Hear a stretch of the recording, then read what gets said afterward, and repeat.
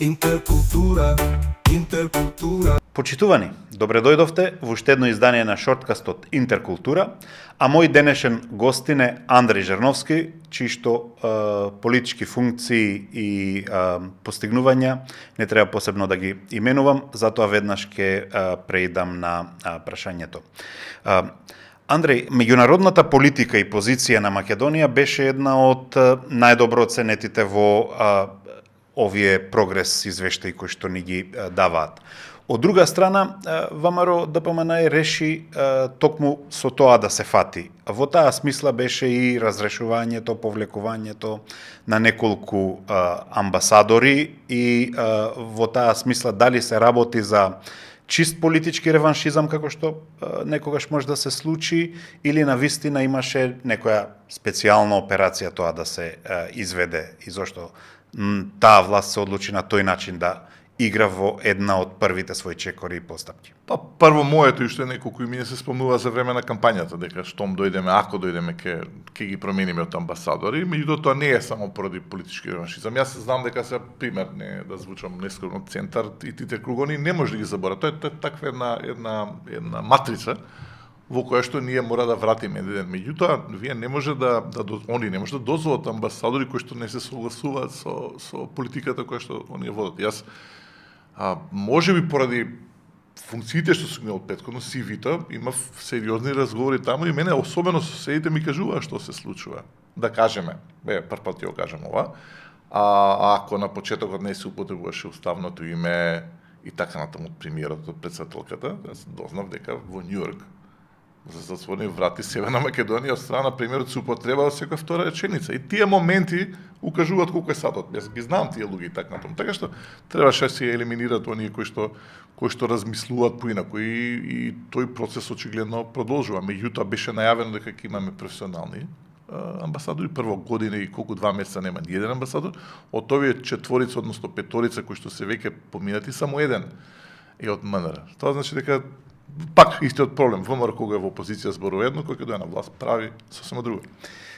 Имаш ли чувство дека на некој начин и онаа општествена морална паника некако секогаш спласнува кога се ВМРО на власт, во смисла дека непополнувањето на амбасадорските места во време на власта на СДСМ беше прашање високо во медиумите, а еве ова што го кажуваш, сепак нема некоја фрка, паника во... Роберт, таква е состојбата во медиумите. Ние прв пат после 6 години бележиме пат на Репортери без граници. Ти тоа многу подобро мене го знаеш. И сега случајно ли е што ние после континуиран раст бележиме пат во слободата на медиумите. Така да медиумите се задушени за да не се слушне вестината. И ако Милошевски како председател на комисијата за надворешна политика критикуваше често и со право дека нема на битни места амбасадори или воопшто не се пополнуваат, имаме година и пол. Еве да земеме НАТО и Европска унија, нели? Ние немаме денеска поради оваа влада немаме амбасадор во НАТО и ние немаме амбасадор во Данска кој што е претседавач со Европската унија. Па не е ли тоа сигнал? Потоа се чудиме зошто добиваме извештај како што добиваме, во кој што извештај е прецизно напишан профилот на нашата надворешна политика или тоа што треба да биде надворешна политика. Унгарски кредит, кинески пари и српски свет. Тоа е денеска за жал нашата дипломатија. И како заменик министер, но и како амбасадор имаше можност да видиш како се движат земјите од наш калибар. Еве Романија, Бугарија, Албанија. Што губиме? Дали ние реално губиме? Колку губиме со ова закочување на евроинтегративното процес? Ние губиме прво спојуваме кон едно семејство кај што има ред, кај што треба да знаеме како функционираат европските вредности. Губиме и средства. Еве ако некој сега е тука дебата ако правиме па ни каже не е така, еве да го извадиме планот за раст на Европската унија. 43 милиони евра кои што се однапред определени, не се користат. Ако додадеме на тоа 52 милиона кои што се аванс веќе исплатени, не се во функција, тоа ви кажува стратегија на незаинтересираност кон Европската унија, исто така и неспособност да се искористат тие пари. Сега, ако тој сигнал го праќате во Брисел, ќе завршите онака како што завршувате. Ние денес имаме, треба отворено се зборува, ние имаме блокирани процеси, релации со Европската унија, не поради Брисел, поради нас. Популизмот си го направи своето И сега ќе слушаме нели за домашни предавници, кои што сме јас и ти, сите што размислуваат поинаку, па сега нели соработници на Бугарија и така натаму ќе се барат виновници. Ние имаме власт која што после година и 2 месеца се уште функционира во принципот со матрица на опозиција. За неуспехот на економски план, катастрофалните резултати виновна е опозицијата со некои своји, иако резултатите, ако ги споредиме, се каде подобри. Во многу потешки услови, кризата која беше и пандемијата и така натаму. Во надворешната политика криви се домашните предавници, опозицијата, ние сите и нели меѓународниот фактор. За пожарите, кој имаше пожари на власт беше СДС, беа виновни СДС, сега се повторно виновни СДС. И така натаму. Кога побегна Груевски, виновна беше СДС, добро на власт, кога побегна Груби, они се на власт, пак е виновна СДС. Така да тоа е таа матрица која што продолжува и на секоја дебата, кај што одам, секој настап, секоја пресконференција, нивна започна со претходната влада, Меѓутоа помина година нешто, тоа не сега. Да кажам нешто што не го читам по медиуме кој што се случи неодамна во ВМРО-ДПМНЕ. На претседателот на ВМРО-ДПМНЕ, за жал и претседател на владата, и ме прочита на најновата анкета. 130.000 гласови се отидени во минус. Тоа е, Роберт, најбрзиот пат за година е, дочка правена, на било која влада од плурализмот, од која започна од кај нас. 130.000 гласа подора. Така да, ако се паметни, не може веќе се занимаваат со Роберт и со Андреј, ние сме винови, туку ќе се занимават, ќе се погледнат во огледало. Ова е една тенденција која што е крајно загрижувачка за нив. Мене не ме чуди, тебе не чуди тоа. Една од, како што и самиот спомена, еден од утарите е постојаното обвинување, нели, и постојаното вртење на ова говорна омраза, стереотипи, негативни предрасуди и во однос на нас и нашето, не знам, наследство, потекло историја, но од друга страна е постојано барање и поентирање на виновни кон Бугарија. Тоа влошување на добрососедските односи може ли некако да се надополни? Постои, гледаш ли, да речеме, во нивната евентуална стратегија дека тие процеси ќе ги пресвртат?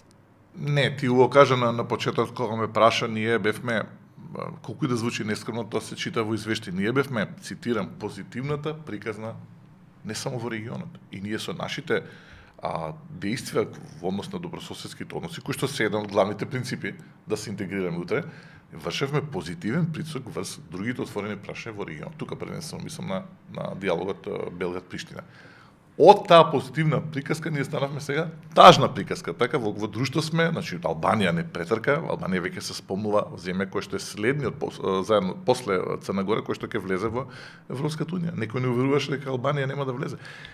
Во период кога функционираше претходната влада, нас не молеа да ја чекаме Албанија да не се издвоиме, затоа што има проблеми во Тирана. Сега они побегна. Ние сме сега во друштво да завршим со Косово и со Босна и Херцеговина.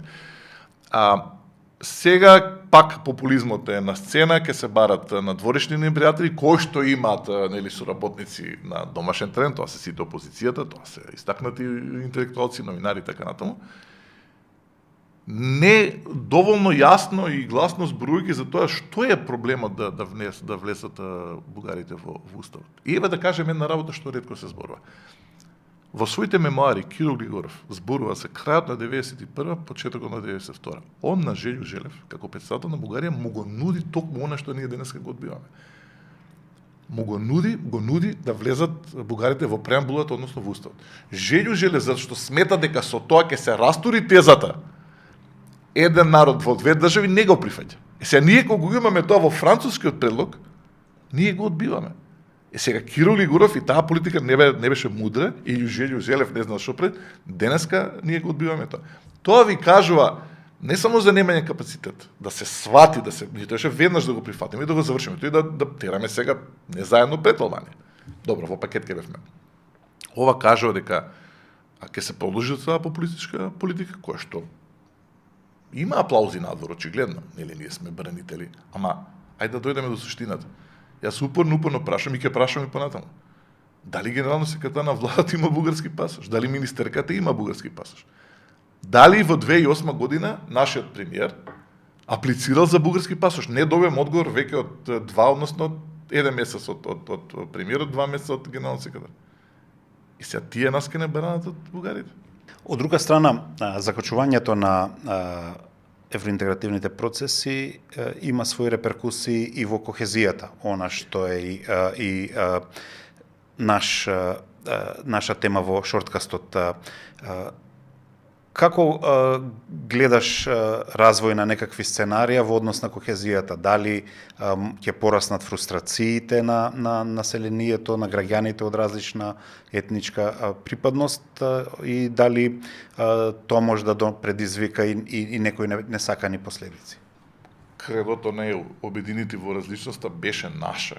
Кредо кое што функционираше и тоа го докажувавме. И затоа на крајот на криштата, нека бидат и од себични причини. Ние му требавме на Брисел со таа успешна, реална приказка. Не е флоскула која што функционира само на хартија. Сега гледаме како таа фрустрација за која што ти убаво ја нотифицираш, веќе создава еден сериозен раздор. И таа фрустрација не само меѓу македонци и албанци внатре, и меѓу македонци внатре и кај албанци. Создава веќе една сериозна пречка која што ќе ни се одрази така, што ние сме такво општество кој што мора да комуницираме едни со други. Меѓутоа, пазите, таа релација полека ќе видиме сега за локалните избори на терен, ќе видиме во Чаир, но јас сум убеден дека резултатот, ако се вратиме на политичкиот терен, резултатот помеѓу Дуи и Влен ќе ги детерминира директно условите за тоа која ќе имаме ние превремени избори. Ако поразот биде огромен, односно голема разликата меѓу Дуи и Влен, очекувајте следната година превремени парламентарни избори. Бидејќи не може да функционира без разлика на апсолутната власт во парламент, на локално ниво, председател, комплетна власт има ВМРО-ДПМН. Не функционира. Нема ни мал ни голем бенетер. Така да замислете која тема ќе дојде кога се подготвува, а веќе се подготвува теренот во ВМРО-ДПМН, полека, па потоа во јавноста ќе биде теренот за коалиција ВМРО-ДУИ. Еве уште едно прашање од ваша, да наречеме експертиза. Има и кај ВМРО-ДПМН, да речеме, колку што инсистираат дека францускиот предлог, односно преговарачката рамка, договорот за добрососедство со Бугарија не чини, од друга страна го прифаќаат преспанскиот договор. Има ли толкава разлика во содржината на двата текста и генерално на овие политички процеси на подобрување на односите во првиот случај со Грција, вториот случај со Бугарија? Тоа го зборат Бугарија. луѓе кои што се гледа дека не го прочитале францускиот предлог. Ја не велам дека тој идеален, но тој го ја отсликува реалноста денеска во Европската унија и ние го прифативме затоа што треба да ја прифатите реалноста за да успеете да влезете. И ние официјалниот став на владата беше ги разбираме мотивите зошто оваа дебата во Европската унија донесе до ваков документ. И точка. Не се исти условите како кога влегува Романија и Бугарија. Промените се. Се ние може или да кукаме зошто се променети, а се променети во негативен правец, меѓутоа ако сакате да влезете ќе ги испочитувате тие критериуми. Меѓутоа тоа што се случува денеска гледа дека ние се оддалечуваме секојдневно од таа интеграција која што е неопходна и во врска со кохезијата и воопшто младите да не одат надвор и така натаму. Така што не сум за жал оптимист дека ќе видиме подобри денови. Напротив, мислам дека ќе се зачуриме во оваа политика, ќе продолжат релациите со Орбан и така натаму и не гледам никаков прозор кој што се отвара кон Брисел. Можно ли е воопшто да се гради коридорот 8, а да немаме добрососедски односи со Бугарија? Не може да функционира, Роберт, затоа што особено на Балканов тоа мора да биде попратено со политичка поддршка. Не може политика, ние сме заинтересирани за парите, ама политиката ќе користиме за да бидеме популарни дома, без разлика што ќе ги растураме добрососедските односи. Не функционира тоа така. И такви повици се напразно. Па ќе се бара винови, нели повторно во Софија и така натаму. Меѓутоа, да отварате лента со неколку километри и потоа пак да се создаде гужва, зборува за една матрица која што треба сите нас да не излаже дека нешто се прави, а всушност е повторно Потемкинови села и така. Ке се изнагледаме такви работи. Благодарам за гостувањето во Шорт. Благодарам за поканата. Интеркултура, интеркултура, интеркултура, интеркултура.